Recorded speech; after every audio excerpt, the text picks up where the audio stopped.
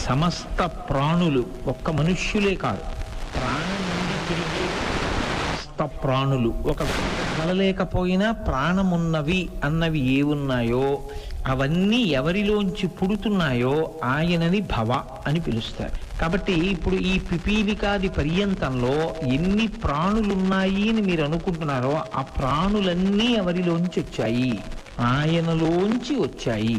అయితే ఇప్పుడు దీనివల్ల ప్రయోజనం ఏమిటి అలా తెలుసుకోవడం వల్ల అని మీకు అనుమానం రావచ్చు. మీరు ఒకటి చూడండి, ఏకోదరుడు అని ఒక మాట ఉంటుంది. ఏకోదరుడు అన్న మాటకు అర్థం ఏంటంటే ఆ జన్మకి అంతే, ఒక్క కడుపులోంచి వచ్చినటువంటి సంబంధం ఉన్నవారు అని. నేను, నా చెల్లెలు, మేమిద్దరం ఏకోదరులం, మా అమ్మగారి కడుపులోంచే బయటకు వచ్చాం. కాబట్టి మా ఇద్దరి అనుబంధం ఒక ప్రత్యేకమైనటువంటి అనుబంధం.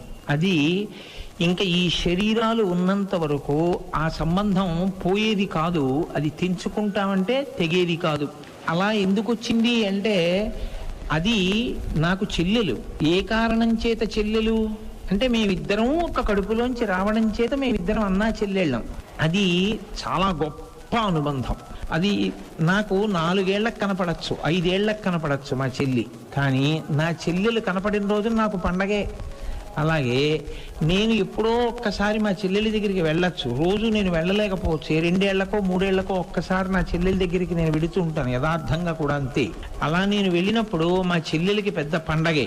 మా చెల్లెలు నాతో మాట్లాడినప్పుడు దానికి ఒక పెద్ద సంతోషం, నా చెల్లెలి కంఠం విన్నప్పుడు నాకు ఒక పెద్ద సంతోషం. ఎందుకలా అంటే ఏకోదరులము కనుక, ఒక కడుపులోంచి వచ్చినటువంటి అనుబంధం. భవ అన్న శబ్దం వల్ల సమస్త ప్రాణులు ఒక పదార్థంలోంచే వస్తే మనందరం ఏమవుతాం? ఆ అనుబంధము చేత మనం ఏమవుతాం? ఉపాధులు ఏవైనా కానివ్వండి, అవి చీమ, దోమ, నల్లె, కుక్క, పందె, పిల్లె విడిచిపెట్టండి, పైన కప్పుకున్నటువంటి తోలు మారిపోతోంది, పైన కప్పుకున్నటువంటి కంబళి ఏదుందో ఆ ఆచ్ఛాదన మారిపోతోంది, కానీ లోపల ఉన్న పదార్థం మాత్రం అంతటా ఒక్కటే ఉంది. కాబట్టి యథార్థమునకు మీరు ఆ భావనతో చూశారనుకోండి, మీరు పూజ గదిలోకి వెళ్ళి కట్టుకోవలసినటువంటి మడిబట్ట పెట్టుకునేటటువంటి స్థానం దగ్గర ఒక చీమల బారు పట్టిందనుకోండి, మీరు చూసుకోకుండా పంచె తీసి కట్టుకోవడం వల్ల ఆ చీమలన్నీ మిమ్మల్ని కరిచేసాయి అనుకోండి. మీరు కళ్ళజోడు పెట్టుకుని ఏమిటో ఇన్ని చీమలు కుట్టేస్తున్నాయని చెప్పి చూస్తే అక్కడ ఓ చీమల బారు, ఓ చీమల పుట్ట పెట్టుందనుకోండి, వెంటనే మనం ఏం చేస్తామంటే ఆ కోపంతో వాటిని అన్నింటినీ కూడా ఏదో నలిపేయడమో, చేపెట్టి రాసేయడమో ఏదో చేసేస్తే చచ్చిపోతే పెద్ద విశేషం ఏం కాదు. కానీ మీకు భవానామం జ్ఞాపకానికి వచ్చింది అనుకోండి, ఇవి నేను అన్నీ ఒక్క చోట నుంచే వచ్చాం, వాటి అల్లరి వాటిది, తెలిసి తెలియనితనం అలా అల్లరి చేస్తూ ఉంటాయి.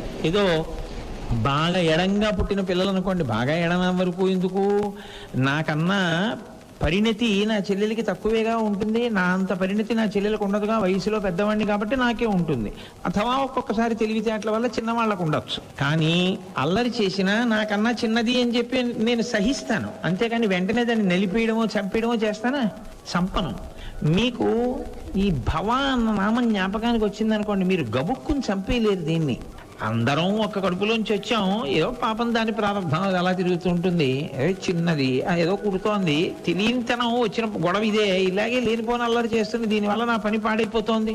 రేపు నాకు మనవరాలు పుడుతుందండి, రేపు నాకు మనవరాలు పుట్టి నేను సంధ్యావందనం చేసుకుంటున్నాను అనుకోండి, అది మెల్లిగా బుడి నడకలు నడుచుకుంటూ పూజ గదిలోకి వచ్చేసి నేను అక్కడ అర్ఘ్యం ఇచ్చి పెట్టుకున్న పాత్ర, అభిషేకం చేసుకుందాం అనుకున్న నీళ్లు వాటి దగ్గర కూర్చుని అందులో చేతులు పెట్టి ఆడుతుంది. నేనేమన్నా కొడతానా? తెలియంతనం వాళ్ళ అమ్మని పిలిచి, చూడు ఇది ఎలా అల్లరి చేస్తుందో, నేను ఇక కళ్ళు మూసుకుని గాయత్రి చేసుకుంటున్నాను, ఇది లోపలికి వచ్చేసింది, ఎప్పుడు వచ్చేసిందో ఆ మಣ್ಣీళ్ళన్నీ కొట్టేసింది, ఆ పువ్వులన్నీ విసిరేసింది చూడు అని నేను దాన్ని పిలిచి దాన్ని బయటికి పంపించేస్తాను తప్ప దాన్ని వెంటనే ఏమైనా చాలా హింస ఏమైనా చేస్తానా? దాన్ని ఏం చెయ్యను, అదో ఐశ్వర్యం అనుకుంటాను అంతే కదా. అథవా వాళ్ళ అమ్మ కూడా ఏదో పనిలో ఉందనుకోండి, ఏం చేస్తాను, దాన్ని ఒళ్ళో కూర్చోబెట్టుకు గాయత్రి చేసుకోవాలి అంతే, అదో ఐశ్వర్యం అనుకుంటాను అంతే. బాల కూర్చుంది నా ఒళ్ళో అనుకుంటాను కదండి.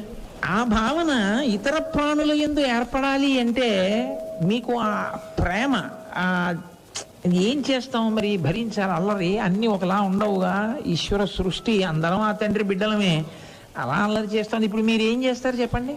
ఓ కర్పూరం బిళ్ళోడు తీసి అది వెళ్ళే మార్గంలో ఒకసారి అడ్డం పెడతారు, ఆ వాసనకి ఇంకోవైపు పోతాయి, ఫోన్లో ఏటో పోయాయి కదా అని ఊరుకుంటారు తప్ప మీరు ఇంత చీమల మందు తీసుకొచ్చేసి వాటన్నింటి మీద గోళ్ల మీద చల్లేసి అవన్నీ నిస్తేజంగా పడిపోయి చచ్చిపోతే ఓ చాట్లోకి మీరు ఎత్తలేరు.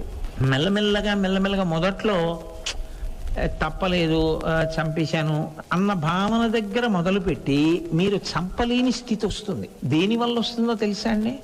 మీరు సోదర సమానంగా అన్నిటినీ చూడడం ప్రారంభం అవుతుంది. అప్పుడు మీకు తెలియకుండా మీరు ఏది అంగీకరించినట్టు? పార్వతీ పరమేశ్వరులు మీ తల్లిదండ్రులను అంగీకరించినట్టు కదా.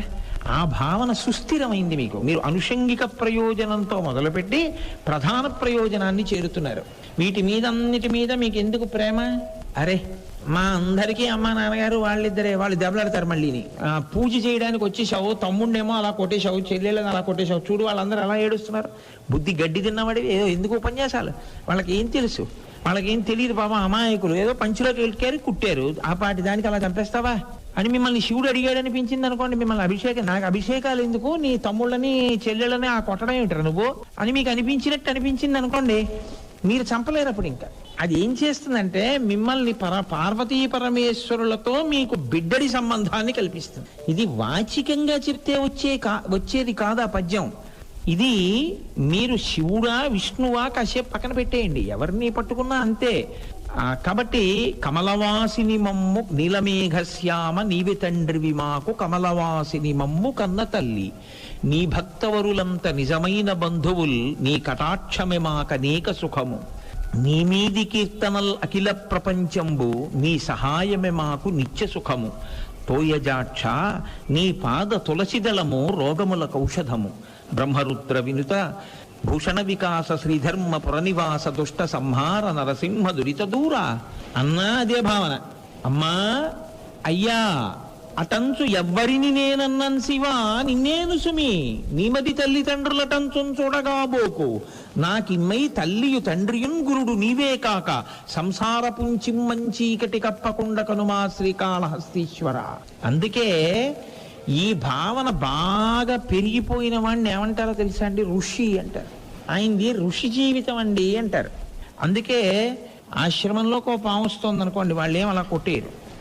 ఆయన అలా అటువంటి ఉపాధితో తిరుగుతున్నారు. ఆయన కూడా నేను ఎక్కడి నుంచి వచ్చానో ఆయన అక్కడి నుంచే వచ్చారు. లోపల ఒక జీవుడు ఉన్నాడు, పైన ఇంకొక తోలు కప్పుకున్నారు. ఆ భావనతో చూడడంలో స్థిరపడిపోయిన వాణ్ణి క్రూర ప్రాణులు కూడా అలాగే చూస్తాయి ప్రేమతో. అది ఒక స్థాయిలో, మన స్థాయిలో ఇంకా అనుకరించే ప్రయత్నం చేయకూడదు. దాని యందు బాగా ఊంచుకుంటే మీకు విశ్వమంతటా అదే ప్రేమ మీకు గోచరం అవుతుంది. అందుకే సనాతన ధర్మానికి ఉన్న చాలా గొప్పతనం ఏమిటో తెలుసా అండి?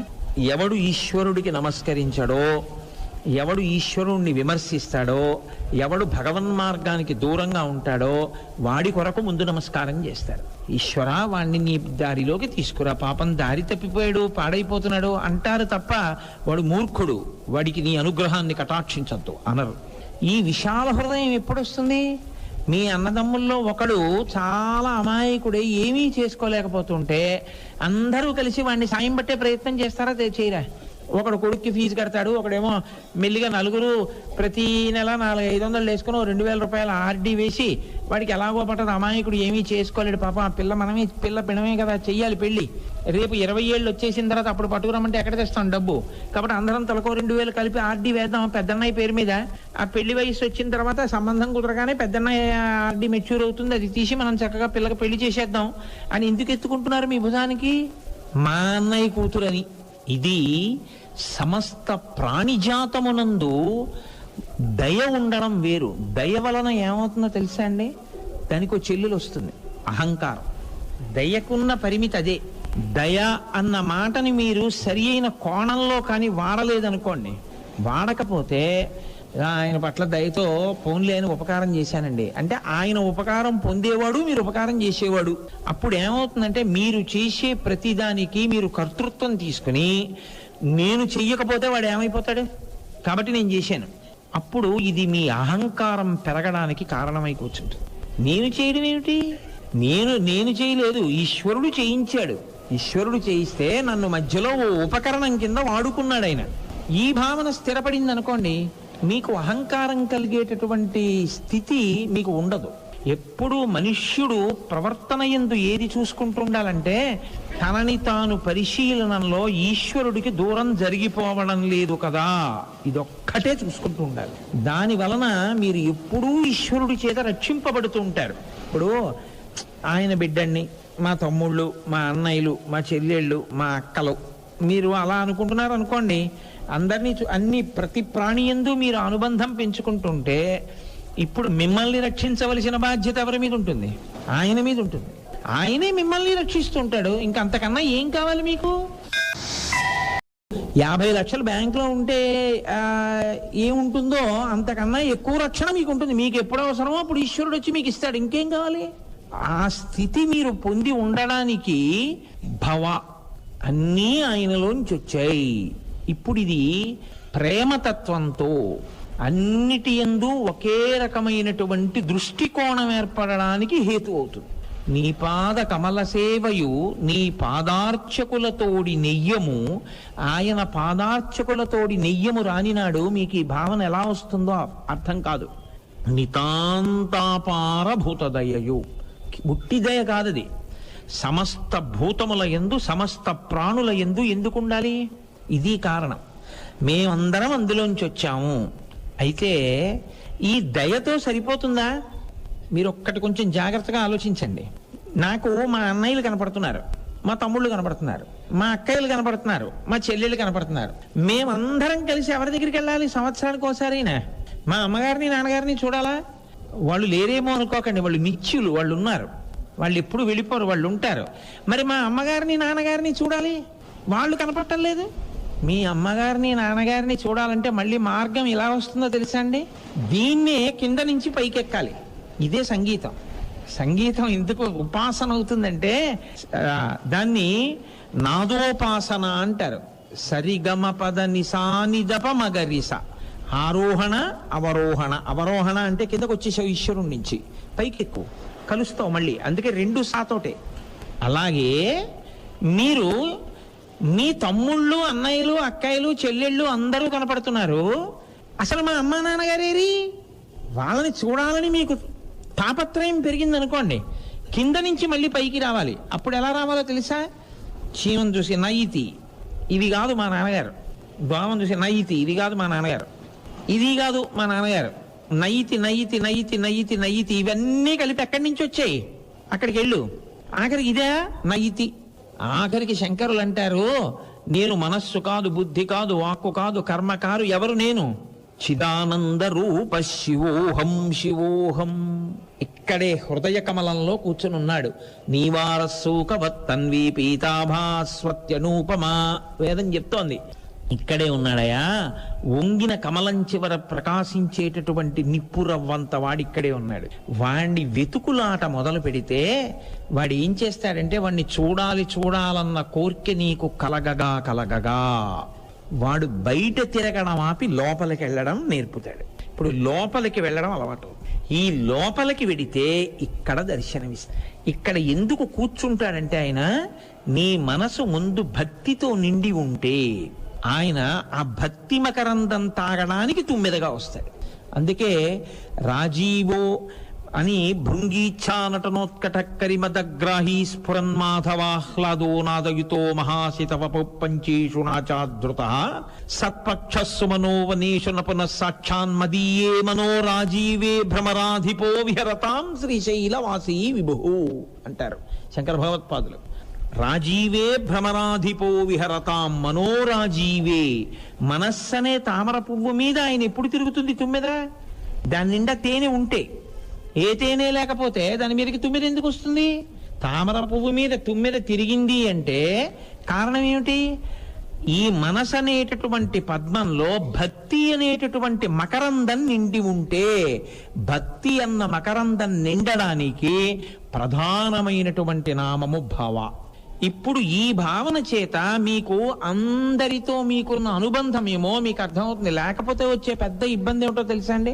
3 కింద విడిపోతుంది. ఎప్పుడు ఎలా విడిపోతుందంటే, నాకన్నా తక్కువ వాళ్ళు వాడి దగ్గరికి వెళ్ళి అహంకరిస్తావు. నాతో సమానుడు పెద్ద ఏమిటి లెక్క పెట్టేది? నాకన్నా అధికుడు అసూయ. ఇంకా నువ్వు ఎలా ప్రేమ చూపిస్తావు? చూపించలేవు. నీకన్నా తక్కువ వాడైనా, నీతో సమానుడైనా, నీకన్నా అధికుడైనా నువ్వు ఎప్పుడు ప్రేమిస్తావు?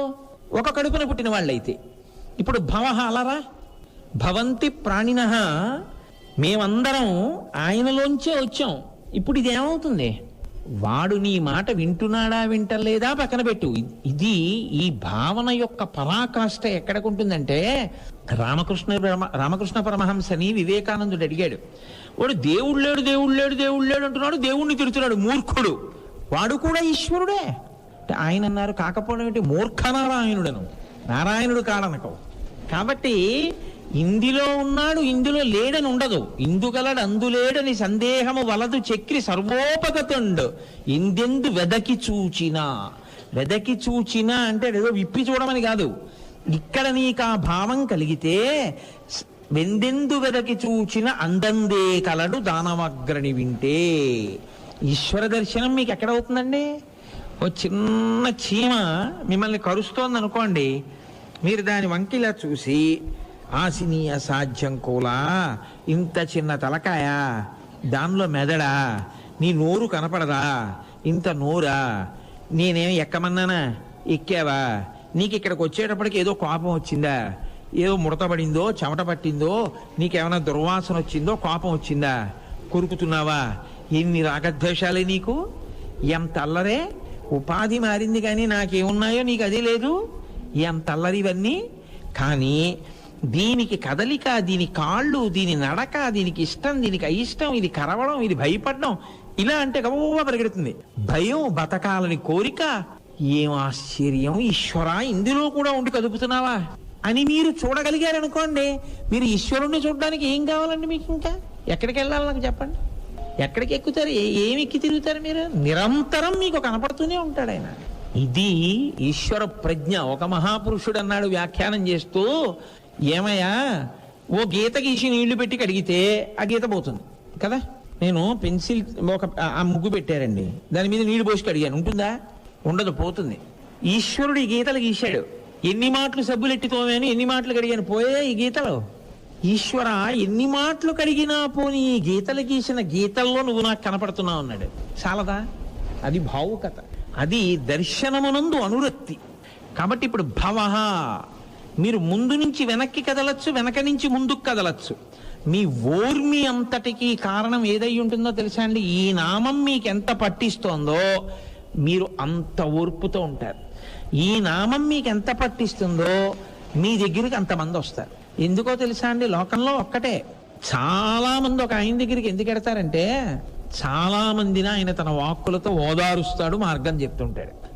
అసలు అలా ఎందుకు చెప్పాలి నేను అని అనుమానం వచ్చింది అనుకోండి, అది చెప్పకుండా ఎలా ఉంటావు? నీ అన్నదమ్ములు, నీ అక్క చెల్లెళ్ళును అందరం ఒక కడుపున పుట్టిన వాళ్ళం పాడైపోతే ఎలాగా?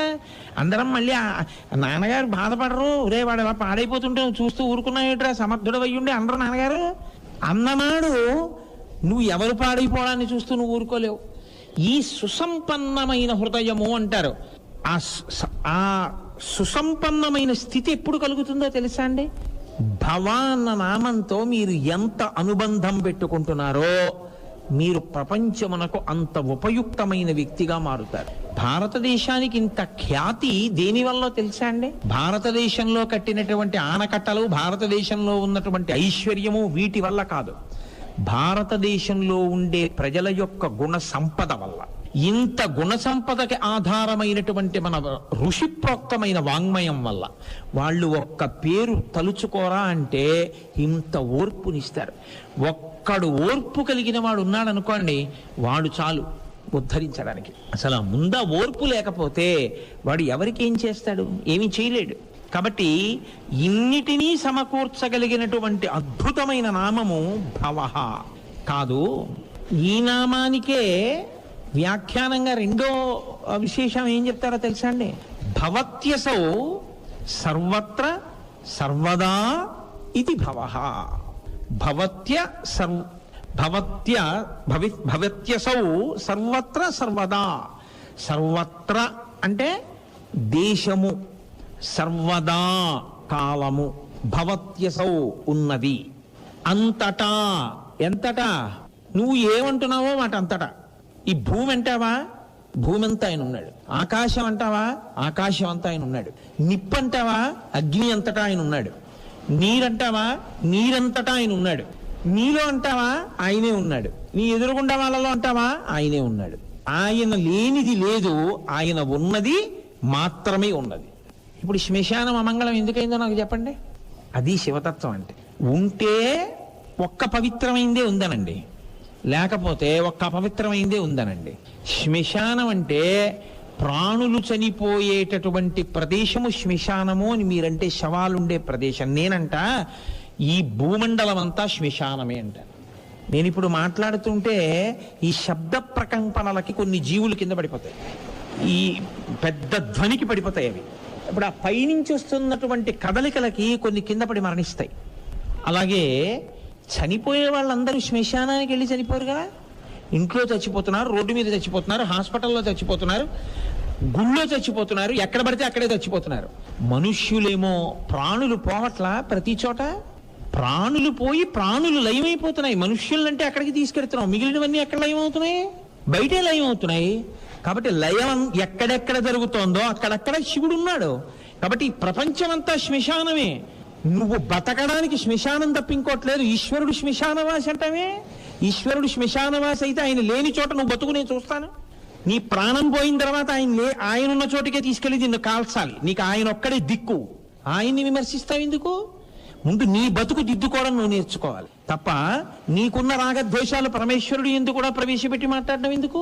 కాబట్టి ఈ భూమండలమే మహాశ్మశానం. ఆ మాటకు వస్తే అసలు పంచభూతములలోకి పిండాండముల బ్రహ్మాండంలో లయం కాని ప్రదేశమేం లేదు.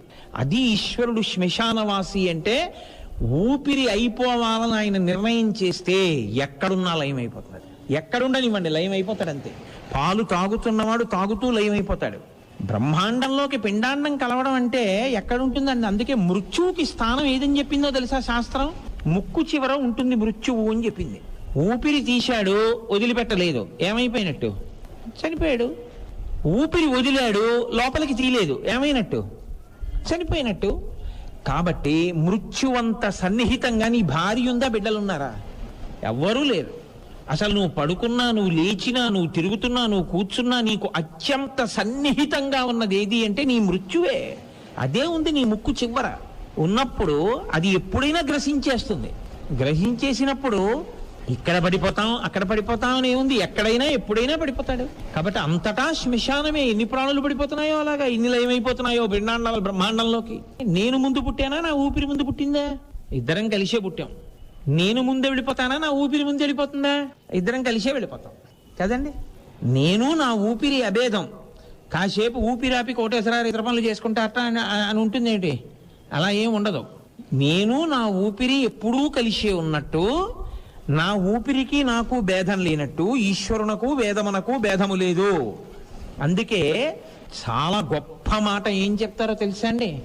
పరమేశ్వరుని యొక్క రూపములన్నీ గంగానది ప్రవహిస్తున్నప్పుడు ఉన్న స్నానఘట్టములు. ఏ స్నానఘట్టం గొప్పది నాకు చెప్పండి. ఈ స్నానఘట్టం గొప్పది, ఈ స్నానఘట్టం కన్నా ఆ స్నానఘట్టం తక్కువ అని మీరు చెప్పగలరా? మీరు ఏ స్నానఘట్టంలో దిగి స్నానం చేసినా గంగలో స్నానానికి. గంగ వేదం, స్నానఘట్టాలు ఈశ్వర స్వరూపాలు. ఓ దాని దగ్గర లైట్లు ఎక్కువ ఉంటాయి, ఓ దాని దగ్గర లైట్లు తక్కువ ఉంటాయి. ఓ దాని దగ్గర నాచు ఎక్కువ ఉంటుంది, ఓ దాని దగ్గర నాచు తక్కువ ఉంటుంది. ఓ దాని దగ్గర సౌకర్యాలు ఎక్కువ ఉన్నాయి, ఓ దాని దగ్గర సౌకర్యాలు తక్కువ ఉన్నాయి. కానీ సౌకర్యాలు తక్కువ ఉన్నాయన్న చోటకి అమ్మయ్య ప్రశాంతంగా ఉంటుందని వెళ్ళి స్నానం చేసిన వాడికి గంగా స్నాన ఫలితం రాదని మీరు అనుకుంటున్నారా? ఎక్కువ సౌకర్యాలు ఉన్న చోట స్నానం చేస్తేనే గంగా స్నానం అనే నియమమా? ఏం లేదుగా. అన్ని ఘట్టములు స్నానం చేయడానికి అనువైనవే. అన్ని ఈశ్వర స్వరూపములు ఒక్కటే. అన్నీ నిన్ను గంగలో ములక వేయిస్తాయి. అలా అన్నీ నీ పాపమును పోగొట్టి అన్నీ నిన్ను తనలో చేర్చుకోవడానికి వచ్చినటువంటి ఈశ్వరుని యొక్క రూపములే. ఒక రూపముతో భేదమున్నది కాదు. కాబట్టి వేదము అనాది, ఈశ్వరుడు అనాది. ఈ రెండిటికి కాల నిర్ణయము లేదు. ఫలానా అప్పుడు ప్రారంభమయ్యాడు ఈశ్వరుడు, లేదు సనాతన ధర్మంలో. వేదము ఫలానా అప్పుడు చెప్పబడింది, లేదు సనాతన ధర్మంలో. రెండు ఎప్పుడున్నాయి? సృష్టి మొదలని నువ్వు ఎప్పుడన్నావో దానికన్నా ముందున్నాయి. ఈశ్వరుడు ఎంతున్నాడు? అత్యతిష్ట దశాంగుళం. ఈ బ్రహ్మాండాలన్నీ ఎంతున్నాయని నువ్వు అంటున్నావో దానికన్నా 10 అంగుళాల పై వరకు ఉన్నాడు. కాబట్టి భవత్యసౌ సర్వత్రా సర్వదా, అంతటా ఉన్నాడు. అన్ని కాలములలో ఉన్నాడు. అంతటా అన్ని కాలములలో ఉన్నది ఆయన ఒక్కడే. ఆయన తప్ప వేరొకటి లేదు.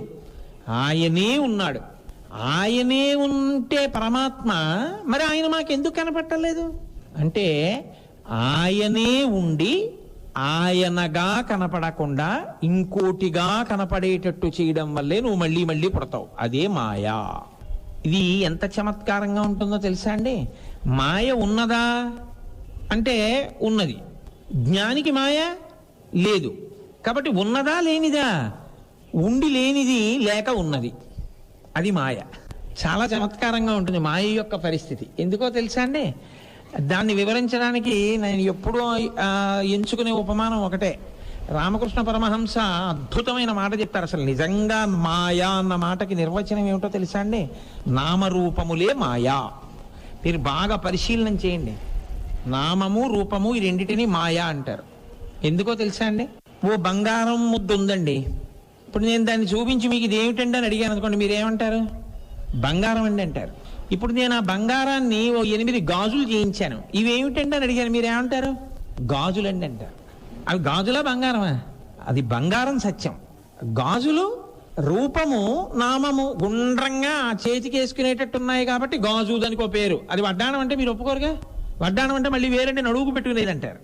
గాజు ఒక రూపము, ఒక నామము.